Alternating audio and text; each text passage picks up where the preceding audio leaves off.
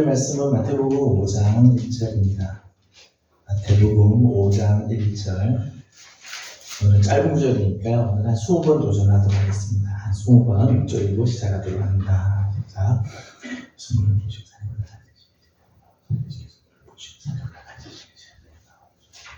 계속해서 성경을 보시고 사용을 하듯이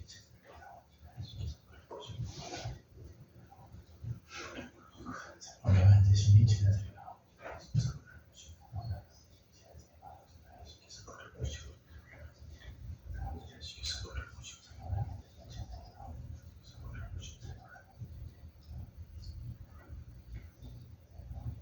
물을 보시고 산에 올라가듯이 제자들이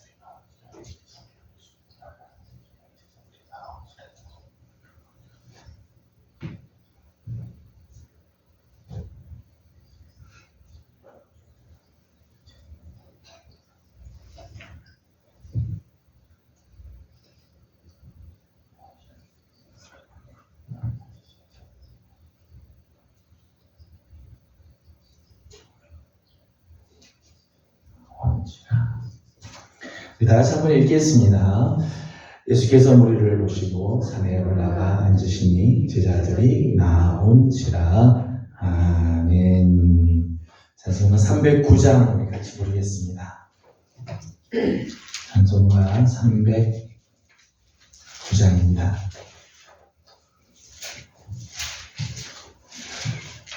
목마른 내 영혼 주가 이미 허락한 그 귀한 영생 소주여 갈망합니다. 그 약속 따라서 힘써 간구하오니 오 주여 내 기도 어서 들어주소서.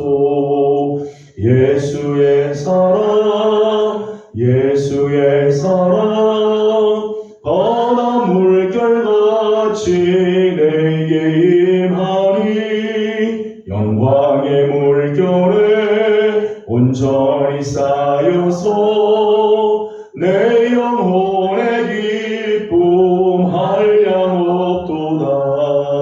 주 내게 약속한 금비 내려주시려 은혜의 저구름 건너편에 떠올라 그 귀한 징조가 내게 밝히 보이니 나 힘을 다하여 주께 간구합니다.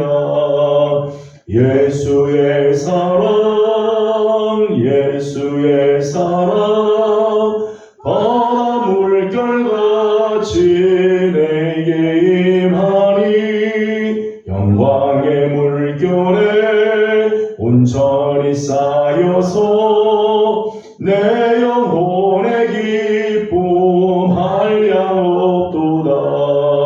은혜의 소낙비 지금 흡족히 내려 구원의 큰 강물 흘러 차고 넘쳐서 내 주와 모든 죄 모두 씻어버리니 나 지금 은혜를 충만하게 받았네. 예수의 사랑 예수의 사랑 바다 물결같이 내게 임하니 영광의 물결에 온전히 쌓여서 내 영혼의 기쁨 한량없도다. 그 차고 넘치는 주의 은혜의 물결 힘차게 밀려와 내게 만족합니다. 오 할렐루야로 주를 찬송하오니 내 마음의 기쁨이 항상 충만함이라. 예수의 사랑 예수의 사랑 바다 물결같이 내게 임하니 영광의 물결에 온전히 쌓여서 내 영혼의 기쁨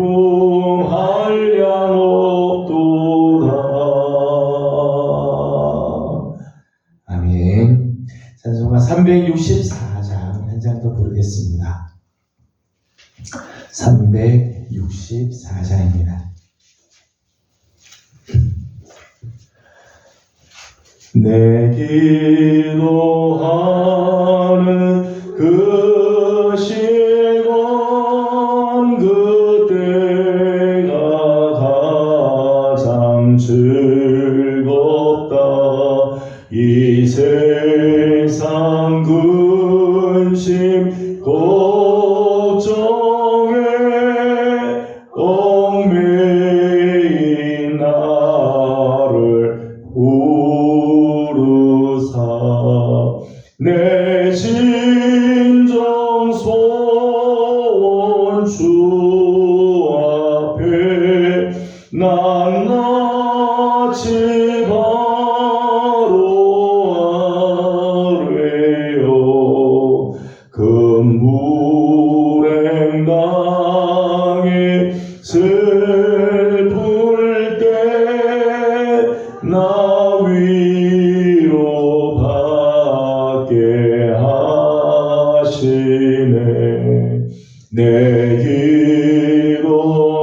기도하는 그 시간 내게는 가장 귀하다. 저 광야 같은 세상을 끝없이 방황하면서 위태한 길로 나갈 때 주께서 나를 이끌어 그 보좌 앞에 나가 그 은혜 받게 하시네. 내 기도하는 그 시간 그때가 가장 즐겁다. 이때껏 지은 큰 죄로 내 마음심이 아파도 참마음으로 뉘우쳐 다 숨김없이 아뢰면 주 나를 위해 복 주사 새 은혜 부어 주시네. 내 기도하는 그 시간 그때가 가장 즐겁다. 주 세상에서 일찍이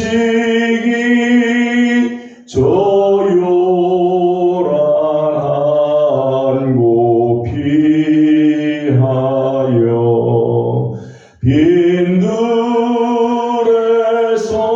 빈들에서나 산에서 온 밤을 세워 지내사 주 예수 친히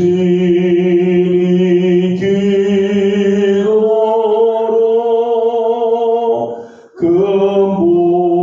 근본을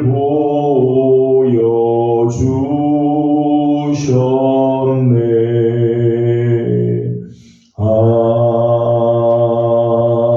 아멘.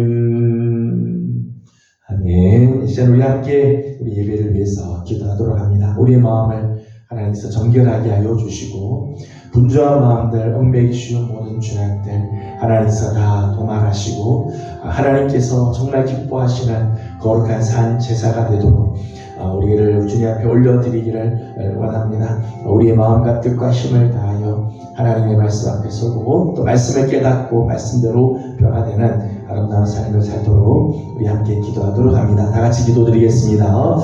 거룩하신 우리 아버지 하나님, 은혜와 사랑을 감사드립니다. 오늘도 사랑하는 귀한 성도들을 주님으로 불러주시고 하나님 아버지 앞에 나와 예배할 수 있도록 하나님의 아침을 또 축복해 주시니 감사드립니다. 사모하는 마음으로 주 앞에 나옵니다. 믿음으로 주 앞에 나왔사오니 하나님 우리의 예배를 기뻐 받아 주시고 믿음이 없이는 하나님을 기쁘시게 해줄 수 없는데 하나님 우리가 정말 하나님을 신뢰하고 하나님의 말씀을 믿음으로 받게 하여 주옵시며 우리의 예배가 하나님께서 찾으시고 기뻐하시는 거룩한 예배가 되게 하여 주시옵소서. 하나님 우리 안에 있는 분주한 것들, 하나님 앞에 죄된 것들, 하나님의 뜻대로 살지 못하였던 우리의 완악함들과 강팍한 마음들을 하나님께서 용서하여 주시고 이 시간 주의 보혈로 우리의 심령을 정결하게 씻으시며 깨끗게 하여 주셔서 하나님 앞에 온전하게 서게 하여 주시고 하나님의 말씀을 들을 때 깨닫는 은혜가 있게 하여 주시며 우리 안에 거하시는 우리 하나님으로 인하여 하나님 우리의 영혼도 살아나고 기뻐할 뿐만 아니라 주님을 기쁘시게 해드리는 귀한 삶으로 나아가도록 하나님께서 역사하여 주시옵소서. 오늘 아침 사모하는 마음으로 주님 앞에 나왔습니다.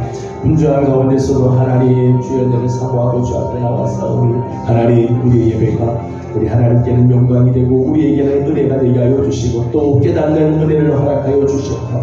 하나님의 말씀 앞에 새로운 결단이 있는 귀한 시간이 되도록 하나님께서 역사하여 주시옵소서. 악한 영들이 틈타지 못하도록 하나님 막아 주옵시며 성령으로 기름 부어 주셔서 온전히 하나님께 드려지는 거룩한 예배가 되도록 우리 하나님께서 은혜를 통하여 주시옵소서. 이 시간 우리 한 번 더 기도하도록 하겠습니다. 이 시간 우리 교회를 위해서 우리 다 같이 기도하도록 합니다. 우리 교회 우리 기도의 세 가지입니다. 하나는 부흥, 하나는 새 성전, 그리고 하나는 치유와 회복입니다. 하나님께서 올 한 해 우리 교회 안에 이런 아름다운 은혜가 있도록 성령의 능력으로 부흥하는 역사가 있고 단지 숫자만이 아니라 우리 심령이 살아나고 사명이 살아나고 예배가 살아나고 하나님 앞에서 거룩한 뜻을 이루어드리는 그런 모습으로 성장할 수 있도록 또 새 성전도 하나님께서 예비하시고 우리의 눈을 들어 하나님 예비하신 땅을 볼 수 있도록 우리 함께 기도해 주시기 바랍니다. 연약한 성도들 많이 있습니다. 하나님께서 치유하시고 회복케 하시고 온전케 하신 은혜가 있도록 다 같이 함께 한 번 더 교회를 위해서 기도드리겠습니다. 자비하신 아버지 하나님 감사합니다. 하나님 우리 예명교회를 사랑하여 주셔서 지난 16년을 은혜 가운데 보내게 하여 주시고 이제 16년째를 이제 맞이하게 됩니다. 아버지 하나님 우리 사랑하는 예명교회를 통하여 하나님 영광 받으시고 하나님께서 기뻐하시는 아름다운 것들이 이루어지도록 우리 하나님께서 은혜를 허락하여 주시옵소서. 아버지 하나님 원합니다. 하나님 2025년을 시작하면서 성령의 능력으로 부흥하는 교회가 되기를 소망하고 하나님 앞에 엎드리오니 하나님 온 유대와 갈릴리와 사마리아 교회가 하나여 든든히 서가고 주를 경외하며 성령의 진행으로 말미암아 수가 날마다 더하여졌던 것처럼 하나님 우리 교회 안에도 하나님 주님 주시는 참된 평화가 넘치게 하여 주시고 우리 주님을 경외하며 성령의 위로하심이 넘치는 그런 교회가 되게 하여 주시옵소서. 마른 뼈다귀 같은 아버지 하나님의 골짜 위에 뼈들도 하나님의 말씀이 들어가고 성령의 바람이 불어오매 하나님 저들이 일어나고 살이 덮이고 큰 분대로 하나님의 쓰임을 받은 것처럼 하나님 우리 교회도 하나님께서 은혜를 도하여 주셔서 말씀하여 주옵소서. 성령의 바람이 불어오게 하여 주시옵소서. 다시 살아나 거룩한 사명 감당하며 이 시대를 살리고 하나님 이 땅을 하나님께로 이끄는 일에 쓰임받는 하나님 우리 교회가 되도록 하나님께서 역사하여 주시옵소서. 하나님 새 성전을 위하여 기도합니다. 아버지 하나님 예비하신 귀한 성전을 맛보게 만나게 하여 주시고 우리의 발걸음을 하나님께서 예비한 땅으로 자꾸 보내주셔서 하나님 마음이 움직이게 하여 주시고 뜻을 정하게 하여 주시고 하나님께서 원하시는 바 거룩한 뜻을 향하여 나아가는 하나님 우리 교회가 되게 주님 인도하여 주시옵소서. 연약한 성도들을 하나님 치유하여 주시고 강건케 하시고 회복케 하여 주시고 하나님의 자비하신 은혜의 손길 안에 하나님 저들을 구하여 주옵소서. 중한 질병이라 할지라도 하나님 인간의 힘으로는 감당할 수 없는 문제라 할지라도 하나님이 손대해 주시기 시작하면 역사들이 일어나게 될 줄로 믿습니다. 살아나게 될 줄로 믿습니다. 하나님 주시는 거룩한 은혜로 채워지게 될 줄로 믿습니다. 하나님 은혜의 은혜를 도와여 주시옵소서. 성령님 함께하여 주옵소서. 하나님 이 시간 하나님 부족한 종 입술을 주장하여 주시고 하나님의 말씀만 잘 기도할 수 있도록 하나님께서 역사하시고 내려 주시옵소서. 돌아가신 우리 하나님 은혜와 사랑을 감사드립니다. 오늘 아침도 사랑하는 귀한 성도들을 주의 전으로 불러주시고 하나님 아버지 앞에 나와 예배할 수 있게 하여 주신 것 감사드립니다. 하나님 우리의 마음과 뜻과 힘을 다하여 오직 우리 하나님만 바라보게 하시고 영과 진리로 드려지는 거룩한 산 예배가 되게 하여 주시옵소서. 우리 안에 있는 모든 더러운 것들과 추한 것들, 얽매기 쉬운 모든 죄악들 주님의 보혈로 다 씻어 주셔서 하나님께서 기뻐 받으시는 거룩한 산 예물들 되게 하여 주시옵소서. 오늘 하나님 말씀해 주실 때 깨닫게 하여 주시고 말씀을 붙들고 기도하고 나아갈 때 하나님의 능력도 함께하는 귀한 시간들 되게 하여 주시옵소서. 우리 예배교회를 주님께 올려드립니다. 하나님 2025년 성령의 능력으로 부흥하는 교회가 되기를 소망하오니 하나님 우리 교회 안에도 성령의 바람이 불어오게 하여 주옵시고 성령의 능력으로 드리워 주셔서 마른 뼈다 같은 우리들도 다시 일어나 큰 군대가 되어 하나님의 영광을 위하여 나아갈 수 있게 하여 주옵시며 비록 교회가 작지만은 온 유대와 갈릴리와 사마리아 교회가 평안하여 든든히 서가고 주를 경외함과 성령의 진행함으로 그 수가 날마다 도와여졌던 것처럼 하나님 우리 교회 안에도 하나님을 경외하는 마음이 가득하게 하여 주옵시고 성령의 역사하심이 우리 교회를 사로잡아 주시며 평강으로 함께하여 주셔서 하나님 놀라운 부흥의 역사들이 일어나게 도와주시옵소서. 하나님 시간 하나님께서 말씀해 주시고 하나님의 선하신 손길로 하나님을 붙들어 주시고 인도해 주시기를 간절히 바라옵고 시종을 주님께 올려드립니다. 하나님 역사하여 주시며 함께하여 주옵소서. 감사하옵고 예수님의 이름으로 기도드리옵나이다. 아멘. 네, 오늘 함께 나눌 하나님 말씀은 요한복음 14장입니다. 요한복음 14장 1절에서 3절까지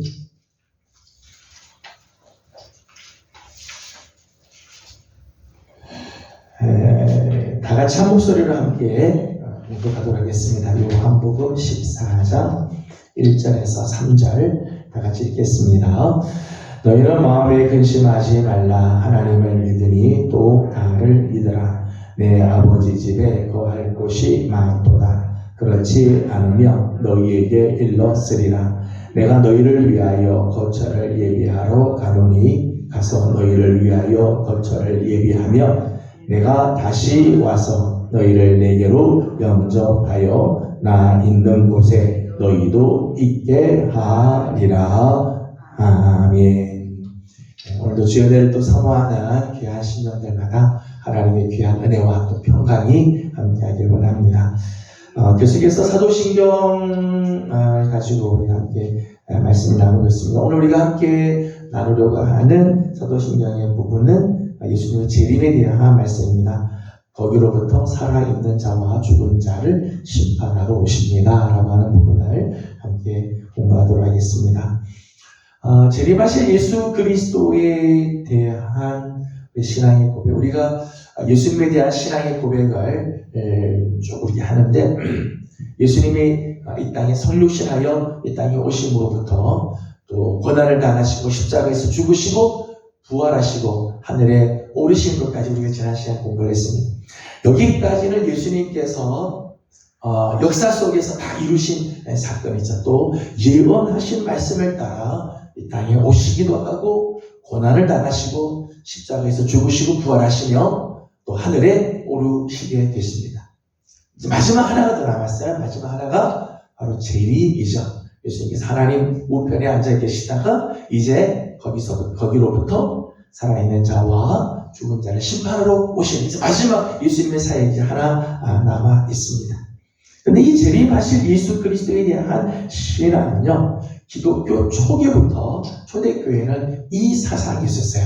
예수님께서 곧 다시 오시겠다고 하는 이 재림의 신앙이 있었죠. 오늘 우리가 함께 읽은 본문 말씀에도 예수님께서 그렇게 말씀하잖아요. 내가 너희를 위하여 거처를 예비하러 가게 될 텐데, 이제 하나님 우편에 가셔서 승천하셔서 하나님 우편에 계시면서 우리를 위하여 거처를 예비하게 하고 계시다는 거죠. 그리고 3절 말씀이 이렇게 말씀합니다. 3절을 다시 한번 읽어보도록 하겠습니다. 3절을 다 같이 읽습니다. 가서 너희를 위하여 거처를 예비하면 내가 다시 와서 너희를 내게로 너희도 있게 하리라. 아멘. 이 말씀 보니까 내가 다시 와서 너희를 내게로 영접할 것이다. 예수님께서 다시 이 땅에 재림하시겠다는 말씀이죠. 사도행전에도 말씀 나오고 고린도전서 16장 찾아보도록 하겠습니다. 고린도전서 16장 22절 16장 22절 우리 같이 읽어보겠습니다. 16장 22절입니다. 만일 누구든지 주를 사랑하지 아니하면 저주를 받을지어다. 우리 주여 오시옵소서. 아멘. 초대교회에는 예수님 다시 오실 것에 대한 신앙, 그에 대한 갈망하는 마음이 있었습니다. 대망 사상이 있었습니다. 아멘. 주 예수여 오시옵소서. 우리 주여 오시옵소서 라고 하는 말을 아람어로는 마라나타 그렇게 하죠. 마라나타, 주여 다시 오시옵소서, 주님 오십시오 라고 하는 이 마라나타라고 하는 이 사상이 초대교회는 아주 팽배했습니다. 왜냐하면 이 신앙은 예수님이 승천하신 이후 초대교회 신자들에게 삶의 원동력과 위로를 주었기 때문입니다.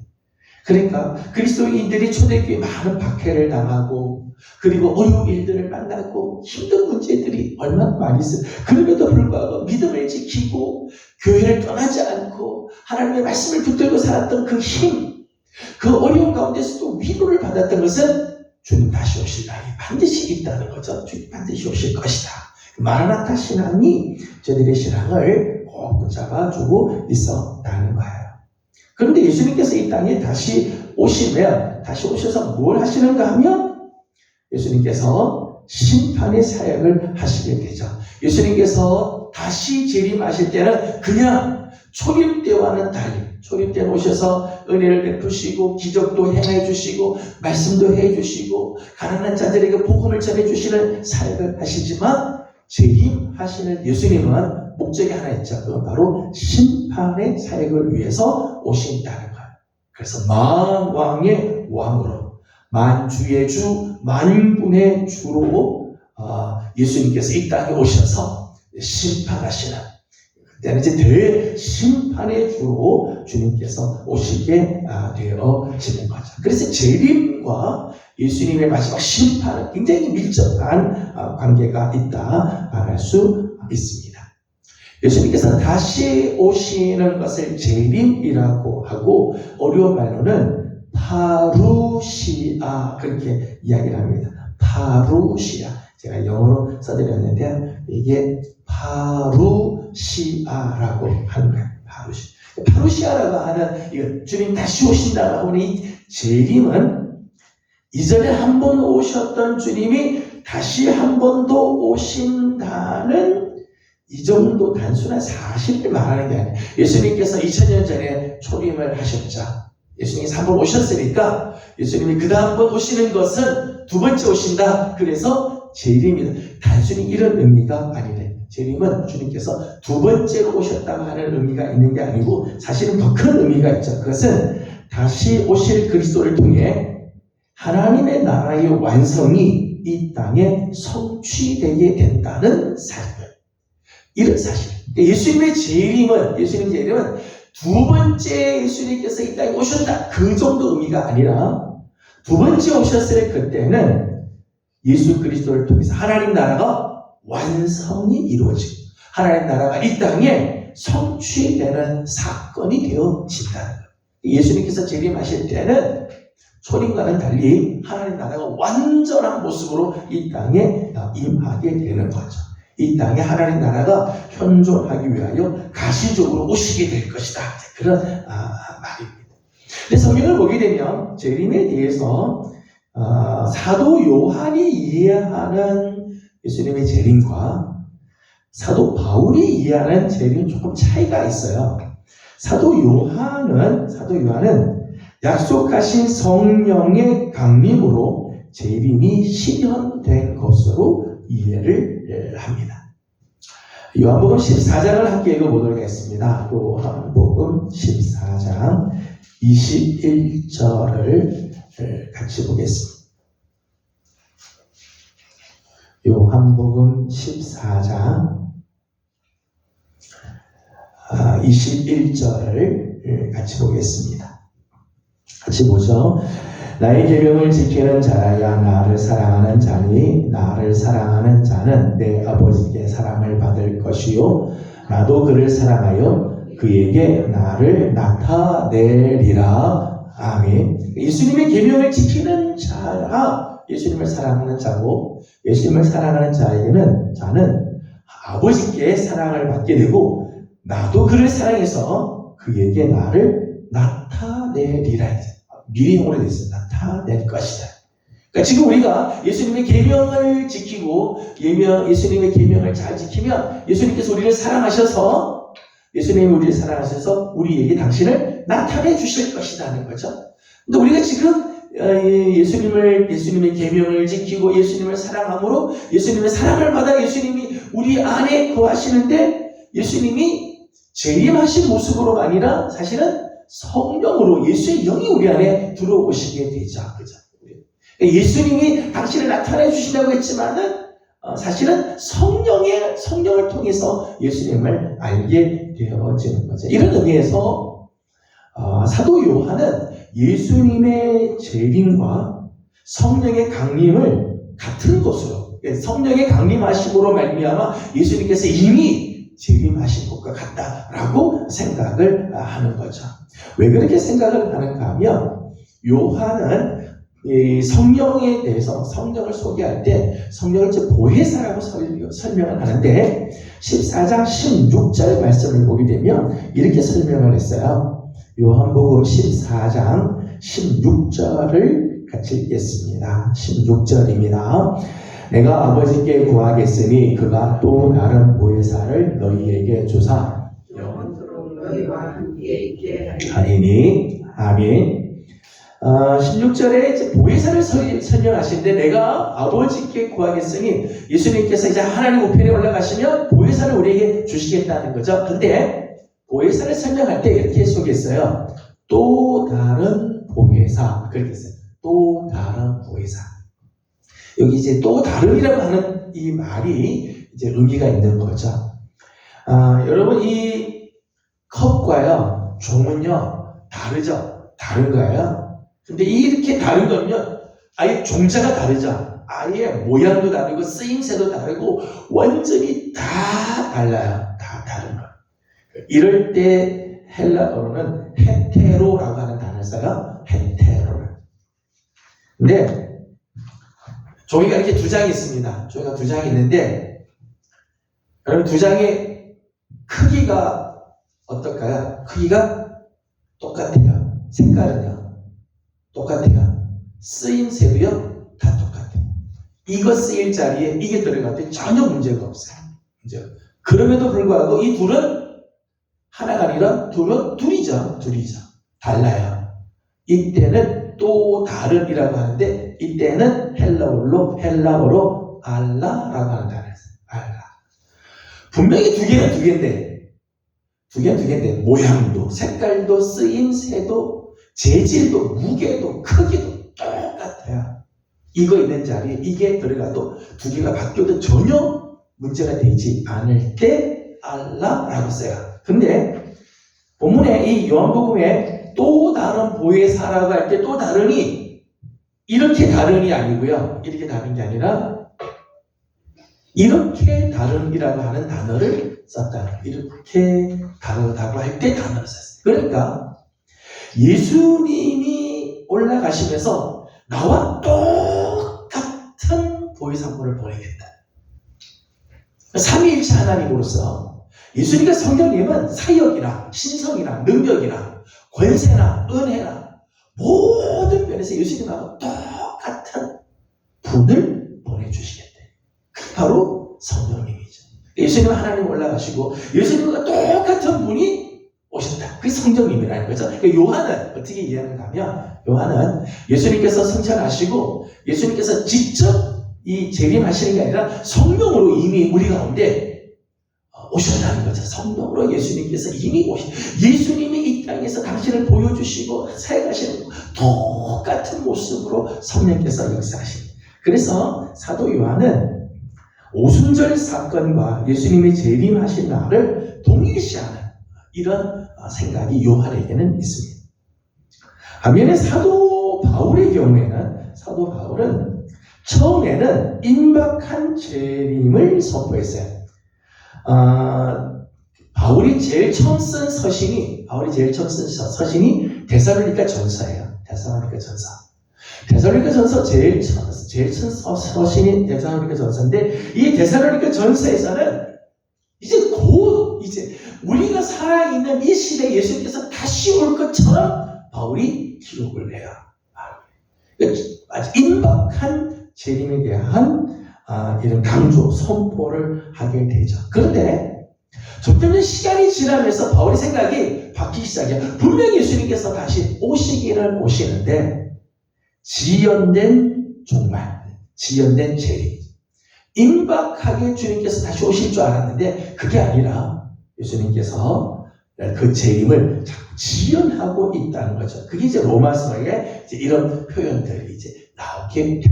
사도 바울은 분명히 예수님께서 다시 오실 텐데 처음에는 정말 곧 예수님께서 오실 줄 알았는데 시간이 점점 지나면서 바울이 깊은 깨달음 속에 주님이 지금 당장 오시는 게 아니라 준비되면 주님께서 오시겠다고 하는 것을 이제 알게 되는 거죠. 이러면서 초대교회 때부터 교회가 관심이 갖고 교회가 관심이 집중됐던 것은 그러면 언제 재림하실 것인가에 대한 관심이 점점 많아지기 시작합니다. 주님의 재림이 점점 늦어지고 지연됨에 따라서 그렇다면 예수님의 재림이 언제 임할 것인가? 대표적인 게 사도행전 1장의 모습이죠. 사도행전 1장 7절 말씀을 읽어보겠습니다. 사도행전 1장 7절 6절과 7절 말씀을 같이 읽어보겠습니다. 사도행전 1장 6절 7절 같이 읽어보겠습니다. 그들이 모였을 때에 예수께 여쭈어 이르되 주께서 이스라엘 나라를 회복하시니 이때니까 하니 이르시되 때와 시기는 아버지께서 자기의 권한에 두셨으니 너희가 알 바 아니요. 아멘. 예수님께서 이제 곧 승천을 하실 텐데 제자들이 예수님께 묻습니다. 제자들이 모였을 때 예수님께서 묻기를 이스라엘 나라를 회복하심이 이때니까.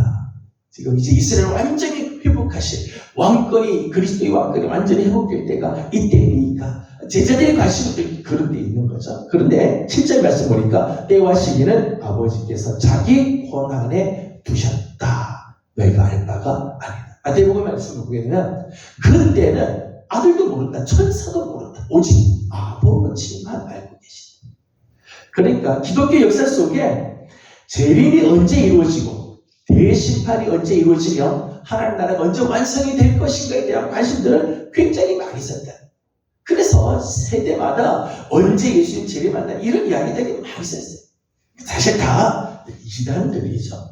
하나님 말씀이 오면 그 시기와 그 때와 시기는 우리는 절대 알지 못한다. 아버지께서 가지고 계신 아버지의 권한 안에 두셨기 때문에 인간이 함부로 언제 주님 오신다 이런 이야기하면 안 된다는 거지. 안 된다.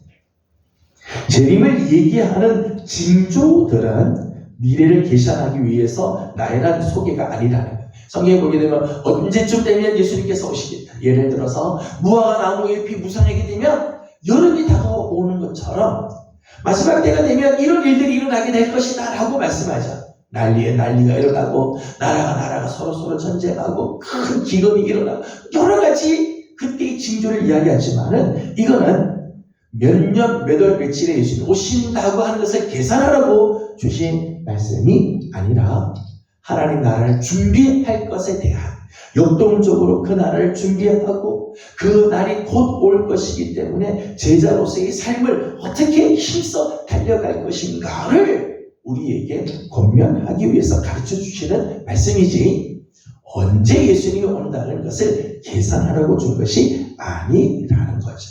이런 면에서 오늘날 이단 중에는 예수님이 언제 온다라고 하는 말을 하는 그런 이단들도 있어요. 뭐 여러 해 전이지만은 다가올 미래를 준비한 이장님이라는 사람, 몇 년, 몇 월, 며칠 예수가 온다.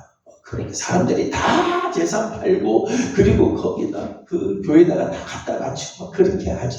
큰 무리를 일으키잖아요.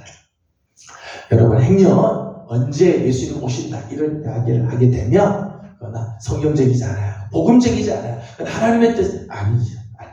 우리 그런데 귀를 기울일 것이 아니라 주님 오실 것이 분명하기에 오늘 깨어서 믿음의 삶을 살며 내게 주신 사명, 선교적인 사명, 하나님께서 주신 거룩한 사명 열심히 잘 감당하다가 주님 오시는 날 하나님 앞에 설 줄 아는 그런 모습들을 간직해야 할 것입니다. 그런 우리 성도들이 다 되기를 소망합니다.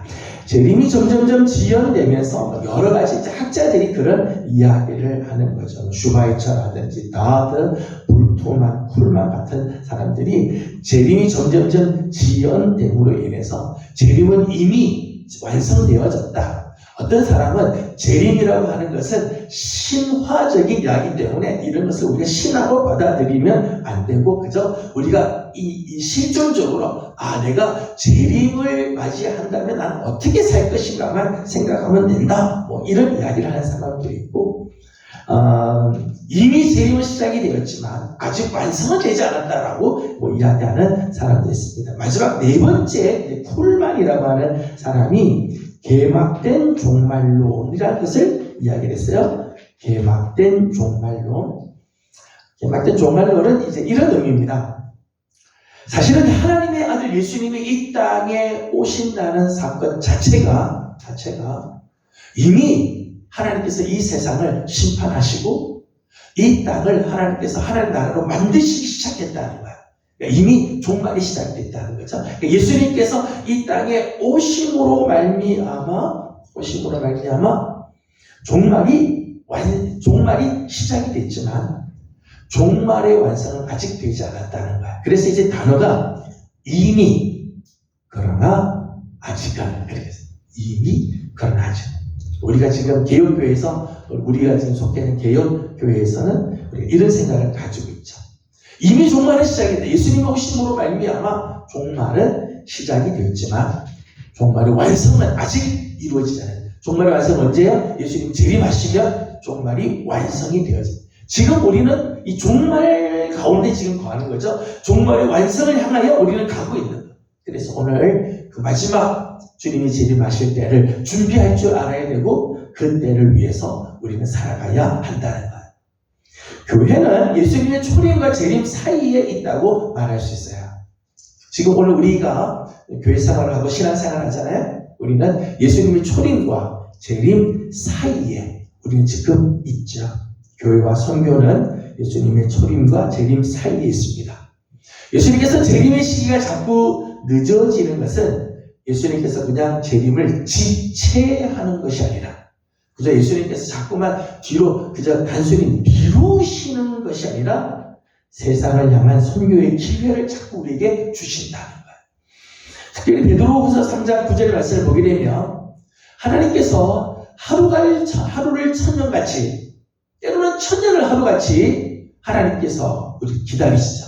마지막 때를 하나님께서 준비하고 계시는데 그 때를 하나님께서 자꾸 늦추시는 이유가 한 영혼이라도 주께로 돌아오게 하기 위해서 한 영혼이라도 주께 돌아오기 위해서 선교적인 차원이라는 거예요. 오늘 우리가 복음을 증거하고 오늘 우리가 예배 마치면 우리가 전도를 이제 시작을 하게 될 텐데 우리가 전도하는 이유는 하나님께서 하루라도 더 그 종말 예수님의 재림의 시기를 늦추어 주셨다면 오늘 우리가 해야 할 일은 그 사이에 예수를 믿고 구원받을 사람들이 있기 때문에 오늘 우리가 전도해야 하는 거죠. 우리는 교회는 지금 초림과 재림 사이에 지금 있으면서 교회가 해야 할 가장 중요한 사역 중에 하나는 하나님께서 재림의 시기를 늦춰 주신 그 목적 곧 선교를 위해서 힘써 달려가야 한다는 것입니다. 이런 의미에서 기독교 신앙은 항상 미래지향적이며 종말론적이어야 한다는 거죠. 우리 교회는 그저 과거만 돌아보고 과거의 영광을 생각하는 게 아니라 또 눈앞에 보이는 현실만이 아니라 하나님께서 주실 그 다가올 종말을 준비하고 그 나라를 준비하기 위해서 나는 오늘 어떻게 살 것인가, 미래지향적인 삶을 살아야 한다는, 여기에 기독교 윤리와 기독교 삶이 시작이 되는 거죠. 종말을 정말 믿는다면 오늘 우리가 아무렇게나 살 수가 없어요. 하나님께서 그 종말의 때를 자꾸 늦추시는 목적을 우리가 안다면 오늘 우리가 그냥 대충 살 수가 없다는 거죠. 하나님의 기뻐하는 일에 힘을 다하면서 살아야 돼. 혹 오늘 우리가 어려운 일을 만나고 고난을 당하고 힘겨운 박해를 당한다 할지라도 이제 곧 다가오게 될 그 종말, 예수 그리스도의 재림이 곧 오시기에 믿음을 끝까지 지키고 내 육신의 어려움이 있어도 끝까지 하나님의 말씀을 붙잡고 나아가는 삶을 결단해야 한다는 것이죠. 우리가 이제 고백하는 바, 거기로부터 살아있는 자와 죽은 자를 심판하러 오십니다 라고 이제 고백하는 부분을 좀 더 공부하도록 하겠습니다. 재림의 목적으로서의 심판이죠. 우리가 이제 고백하는 것처럼 거기로부터 살아있는 자와 죽은 자를 심판하러 오십니다. 예수님께서 다시 재림하시는 목적이 심판이라고 하는 거죠. 심판. 그 심판을 통해서 하나님의 나라의 완성이 이루어지게 되죠. 하나님 나라의 완성을 위한 첫 단계로서의 심판. 그래서 모든 살아있는 자들뿐만 아니라 죽은 자들이 다 예수님이 재림하시는 날 부활하게 될 겁니다.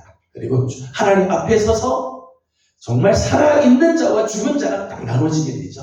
천국과 지옥으로 나누어지게 되므로 천국에 들어갈 자들을 통해서 하나님 나라가 완성이 되게 돼요. 하나님 나라의 완성의 첫 단계가 심판이라고 하는 거죠. 살아있는 자와 죽은 자를 심판하십니다. 히브리서, 계시록, 로마서, 고린도후서 말씀을 보게 되면 이 사건은 우주적인 심판이죠. 우주적인 심판.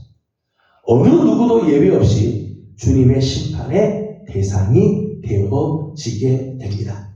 요한계시록에 있는 말씀을 잠깐 읽어보도록 하겠습니다. 요한계시록 20장 말씀입니다.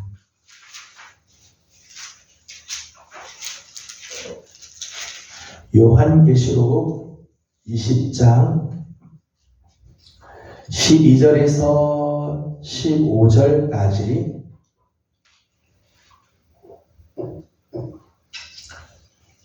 12절에서 15절까지 함께 교독하도록 하죠. 12절 제가 읽겠습니다. 또 내가 보니 죽은 자들이 큰 자나 작은 자나 그 보좌 앞에 서 있는데 책들이 펴 있고 또 다른 책이 펴졌으니 곧 생명책이라. 죽은 자들이 자기 행위를 따라 책들에 기록된 대로 심판을 받으니 바다가 그 가운데서 죽은 자들을 내고 또 사망과 문도 그 가운데서 죽은 자들을 내주사 각 사람이 자기 행위대로 심판을 받는다.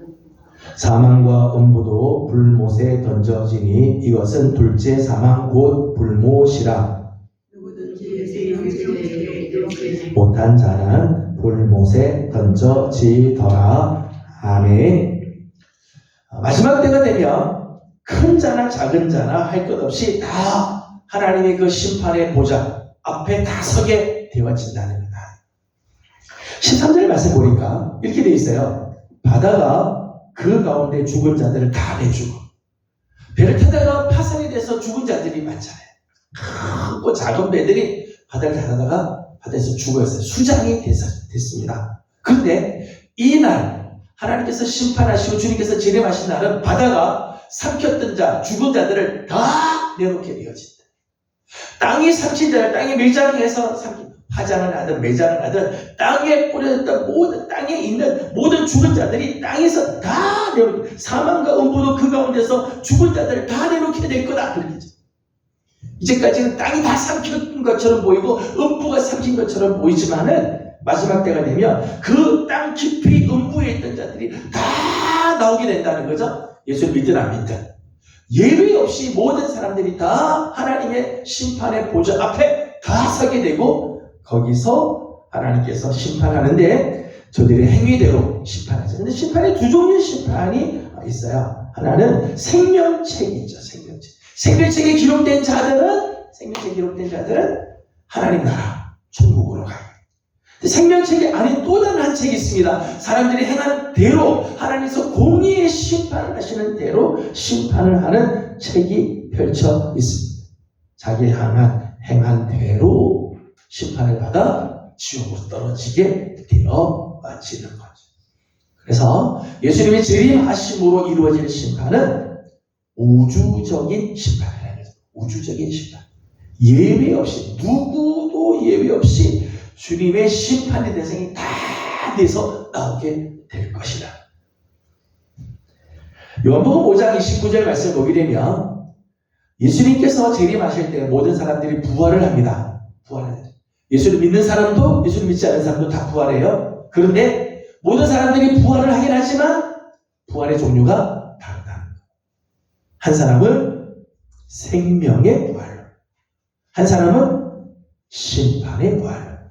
그러니까 예수님께서 재림하실 때 모든 영혼들이 다 부활할 거야. 바다가 삼킨 자를 내놓고 땅이 삼킨 자들을 다 내놓고 하늘이 삼킨 자들을 다 내놓을 겁니다.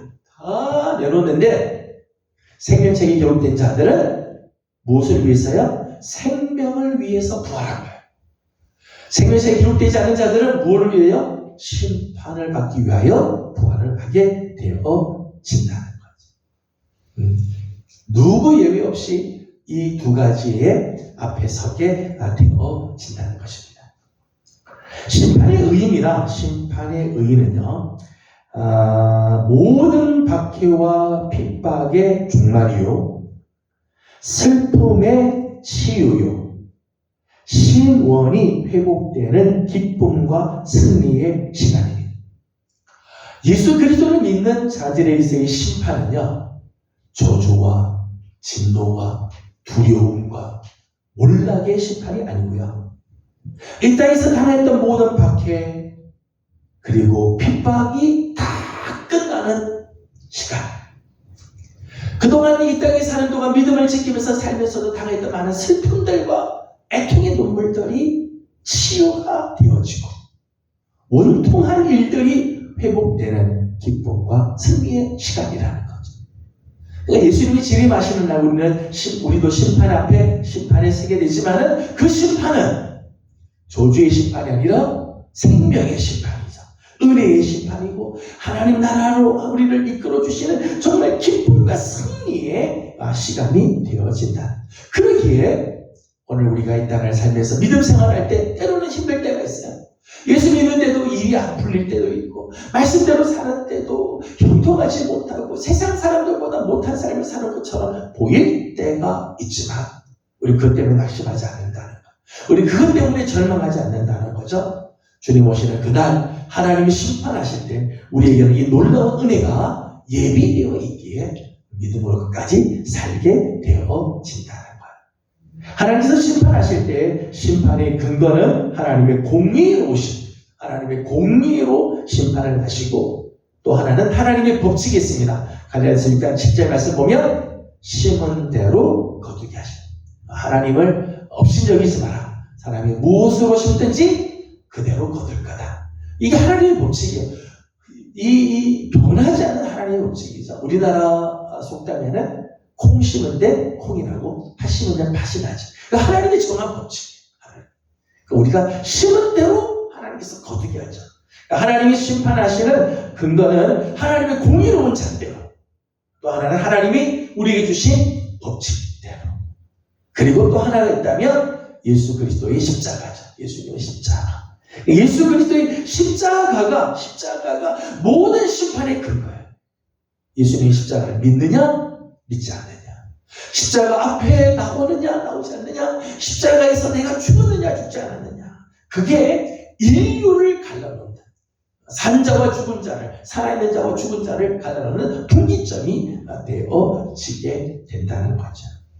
심판의 기준들은 많이 있어요. 성경에 보면 무익한 것, 인간의 긍휼, 범죄하도록 유혹하는 것, 인간의 종교적인 업적을 뛰어넘는 심판, 일상생활, 하나님 뜻을 거절하는 행위, 충성, 물질, 회개하지 않는 것, 하나님께서 심판하시는 기준들, 여러 가지 이제 기준들이 있어요. 이런 것들을 보면서 이제 성경에 보게 되면 그런 것들을 하나님께서 다, 하나님께서 우리가 행한 대로 하나님께서 다 보시고 그걸 따라서 하나님께서 심판을 하시죠. 우리가 믿는 그 심판은 이 모든 것들을 다 통합해서 그리스도 중심적 심판의 기준을 갖고, 이 모든 것의 중심은 예수 그리스도에 있는 거죠. 예수 그리스도를 믿는 자와 믿지 않는 자로 나눠지게 돼 있어요. 예수 그리스도 안에 있는 자와 예수 그리스도 밖에 있는 자로 나눠지게 되죠. 심판의 가장 큰 기준 되는 것이죠. 우리는 이 종말의 신앙을 가지고 있습니다. 안타까운 것은 세월이 점점 지나면 지날수록 종말의 때는 가까우지만은 사람들은 종말의 의식들을 점점 잃어버리고 살고 있습니다. 물질의 문명이 점점 발달하고 이 땅의 생활이 너무 편안해지면서 종말을 더 이상 기다리지 않고 준비하지 않고 망각하고 살아갈 때가 있습니다. 하지만 분명 종말은 옵니다. 주님은 반드시 재림하시고 그 재림하시는 날 큰 대심판이 이루어지게 되죠. 누구 예외 없이 다 그 심판대 앞에 서게 될 것입니다. 끝까지 믿음의 삶을 살고 하나님이 기뻐하시는 삶을 삶으로 그날 우리 모두가 다 생명의 부활로 참여할 뿐만 아니라 하나님 나라에서 아름다운 상급으로 하나님께 칭찬을 듣는 귀한 삶이 되도록 오늘도 믿음으로 잘 살고 힘들어도 믿음 편에 서고 하나님을 붙들고 살아가는 귀한 성도들이 되기를 주님의 이름으로 축복합니다. 기도하겠습니다. 거룩하신 하나님 감사합니다. 오늘도 우리를 주님 앞으로 불러주시고 우리가 신앙 고백하는 바 사도신경을 함께 나누면서 이제 종말에 대한 말씀을 함께 오늘 나누었습니다. 점점 주님 오실 때가 가까우면서 사람들은 종말을 준비하지도 않고 생각하지도 않고 내 마음대로 살아가는 경향들이 너무너무 많습니다. 하나님 깨어 기도하게 해주시고 주님 다시 오실 그 날을 준비할 줄 아는 지혜로운 종들이 되며 오늘 하루도 그 종말을 기대하면서 끝까지 믿음의 장부의 삶을 살아가도록 도와주시옵소서. 감사합니다. 오늘도 간구하는 모든 기도들마다 우리 하나님께서 은혜 주시고 이제 전도하러 나가는 발걸음도 하나님께서 지키시고 은혜 주시기를 원하옵고 예수님의 이름으로 기도드리옵나이다. 아멘. 하늘에 계신 우리 아버지의 이름을 거룩하게 하시며 아버지의 나라가 오게 하시며 아버지의 뜻이 하늘에서와 같이 땅에서도 이루어지게 하소서. 오늘 우리에게 일용할 양식을 주시고 우리가 우리에게 잘못한 사람을 용서하여 준 것 같이 우리 죄를 용서하여 주시고 우리를 시험에 빠지지 않게 하시고 악에서 구하소서. 나라와 권능과 영광이 영원히 아버지의 것입니다. 아멘. 주신 말씀 우리가 함께 나눈 말씀 기억하고 마지막 주님 오실 날을 준비할 줄 아는 지혜로운 자들이 되도록 우리 함께 기도하고 오늘부터 시작되게 될 우리 전도를 위해서도 기도해 주시기 바랍니다. 우리 개인적 기도 제목들 주님께 올려드리고 돌아가도록 합니다. 다 같이 기도드리겠습니다. 돌아가신 우리 아버지